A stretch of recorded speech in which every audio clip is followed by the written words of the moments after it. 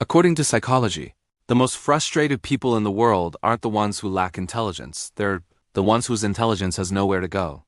If you're highly intelligent, your biggest problem in life probably isn't solving complex problems.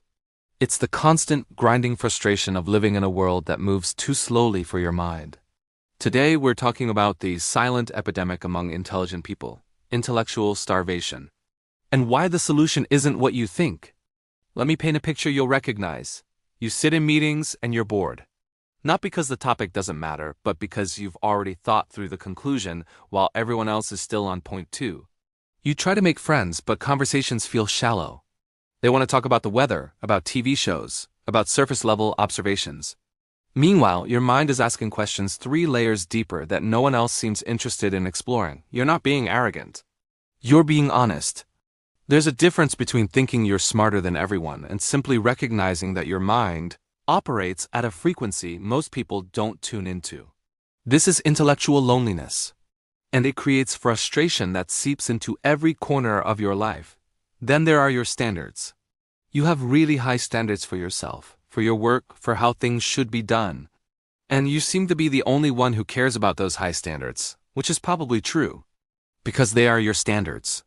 You're frustrated when other people aren't working hard enough to reach the level you've laid out. You watch people cut corners, deliver mediocre work, settle for good enough when you can clearly see the path to excellent. In your professional life, you're working with people who are supposed to be experts in their field. But they're not performing according to your vision. They're not executing up to your standards. So what do? You start doing their job for them. You find yourself learning their field of expertise because you need to get to the best possible outcome. You become the designer, the marketer, the developer, the accountant, not because you want to, but because delegating to experts who don't meet your standards feels more painful than just doing it yourself. You're frustrated because you're paying people to do a job that you end up doing anyway. And here's where it gets exhausting. This frustration isn't isolated. It's everywhere. You're frustrated in your relationships because people don't think as deeply as you do.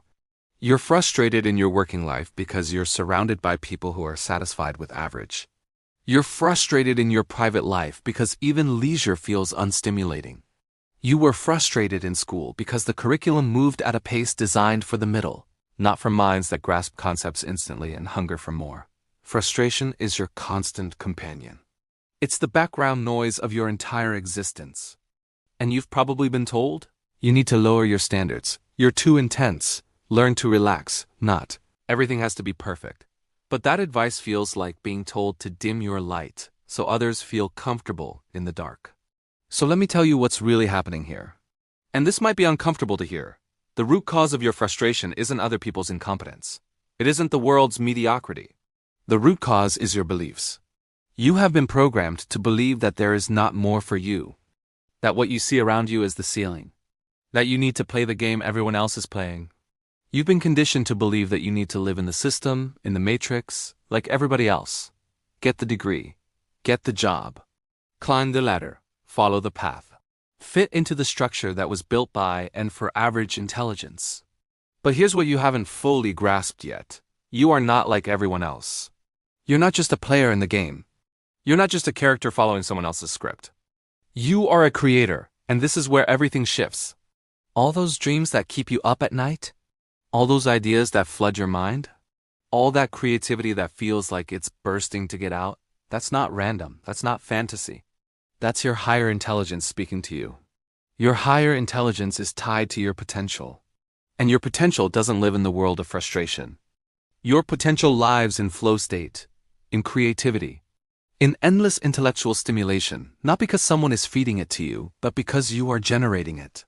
When you're creating, you're not bored.